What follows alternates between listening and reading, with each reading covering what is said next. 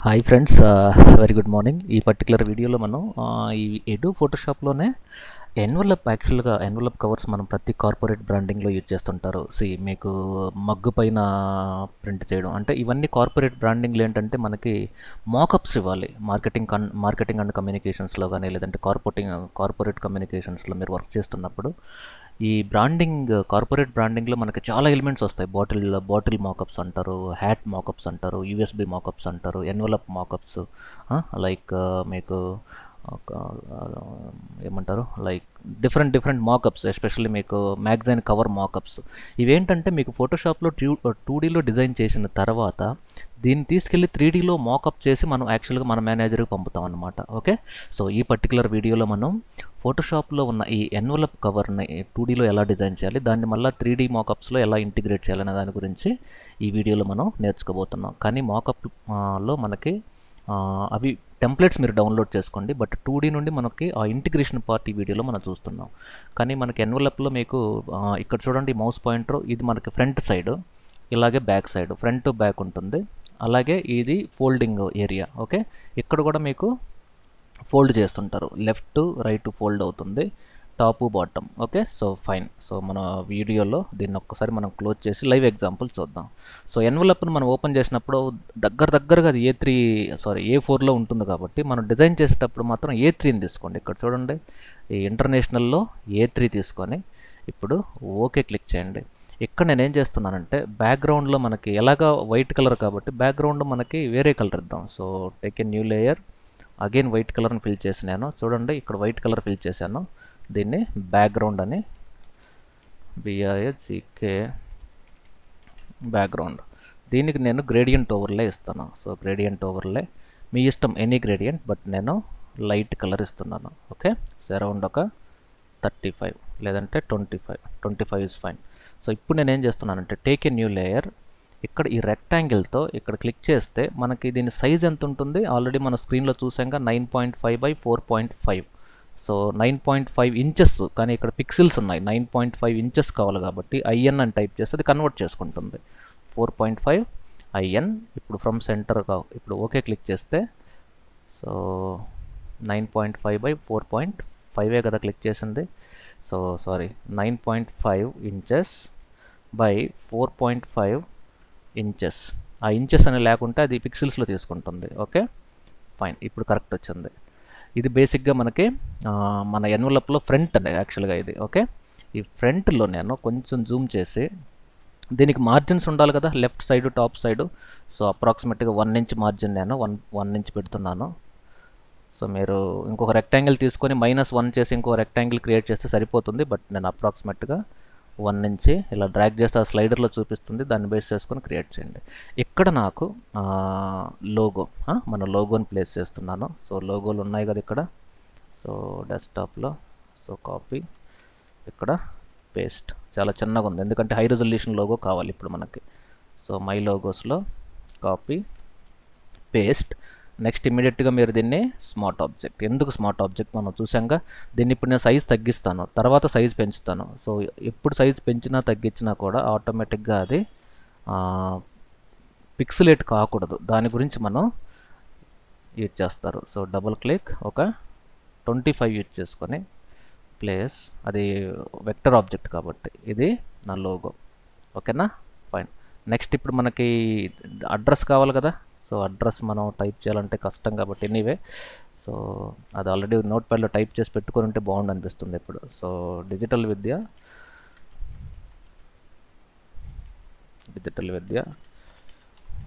E-learning academy.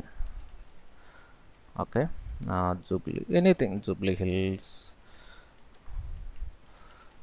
Road number 2,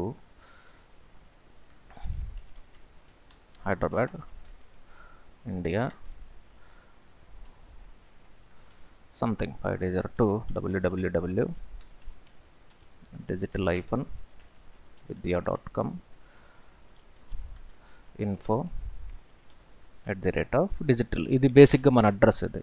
okay, మన address with email. So దీన్ని మొత్తాన్ని సెలెక్ట్ చేసుకొని రైట్ అలైన్ ఇస్తున్నాను. సైజ్ మాత్రం ఇక్కడ గౌతంలో కొంచెం తగ్గిద్దామా, ఇక్కడ చాలా ఫాంట్స్ ఉన్నాయి కాబట్టి దీన్ని యూజ్ చేద్దాం. ఫైన్. సో ఏ కలర్ తీసుకుందాం? ఐ డ్రాపర్తో నా లోగో కలర్ బ్లూ కాబట్టి దాన్నే తీసుకుంటున్నాను. లేదంటే మనకు కార్పొరేట్ గ్రే అలాగా ఉంది కాబట్టి కార్పొరేట్ గ్రేనే బాగుంటుంది. ఇది ఇప్పుడు కంట్రోల్ కొంచెం మైనస్ చేసి చూడండి. ఇది యాక్చువల్గా ఓకే. ఇది ఎక్కడ పెట్టాలి? మనకి ఈ ఏరియాలో పెడుతున్నాను. ఓకే, ఇక్కడ ప్లేస్ చేద్దాం. Okay fine. ఇంకా మీకు పర్ఫెక్ట్గా కావాలి అన్నప్పుడు ఇది నాకు ఈ రోడ్ నెంబర్ 12లోనే డిలీట్ చేశాను ఇది.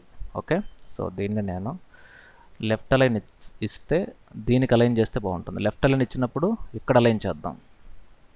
ఓకే, ఇది లెఫ్ట్ అలైన్. సో ఇక్కడ నా లోగో, ఇక్కడ లెఫ్ట్ అలైన్. సో ఇది నాకు ఫ్రంట్ సైడ్ అనుకున్నా. సే ఫర్ ఎగ్జాంపుల్ ఇది నా ఫ్రంట్ సైడ్ అనుకుంటే, అలాగే బ్యాక్ సైడ్ కూడా ఉంటుందిగా. సో దీన్నే నేను డూప్లికేట్ చేసుకుంటే, సో రెక్టాంగిల్ కంట్రోల్ జే డూప్లికేట్, దీన్ని బ్యాక్ అంటాను. Okay, back. సో దీన్ని నేను ఇలా, ఇది back side, cover back side అనమాట. ఓకే, ఫ్రంట్ బ్యాక్ సైడ్ కూడా సేమ్ ఉంటుంది. ఓకే, ఓన్లీ డిఫరెన్స్ ఏంటంటే ఒక లోగో, ఒక హై రెజల్యూషన్ లోగో ఒకటి పెడదాం. సో సెలెక్ట్, ఇక్కడ మనకు అది ఇలిస్ట్రేటర్ ఫైల్ కాబట్టి సో సెలెక్ట్. ఓకే, సో ఇప్పుడు నేనేం చేస్తున్నానంటే దీన్నే కాపీ చేసేసుకొని ఇక్కడ పేస్ట్. ఇదంతా అవసరం లేదు కదా, మర్చిపోయాను. ఇది మొత్తం అవసరం లేదు, డిలీట్. ఈ ఒక్క లోగోనే నేను ప్లేస్ చేస్తున్నాను. Control tea.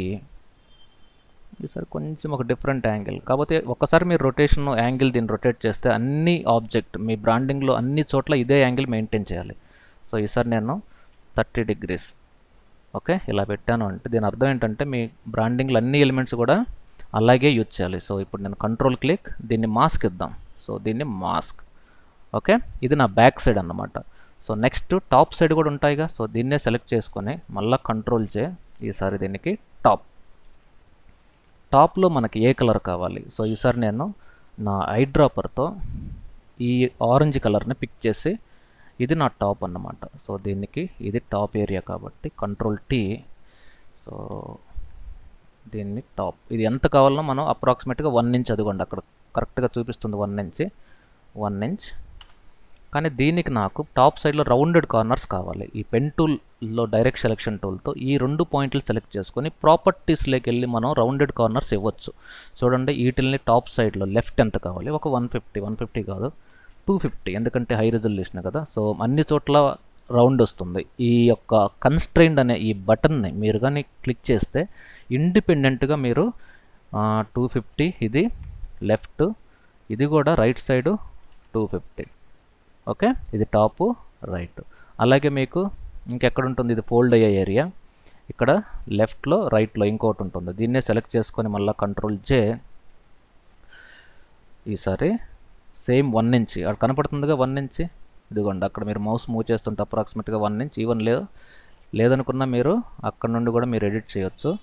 సో దీన్ని నేను మీకు కనపడడం కోసం ఇలా పెట్టాను.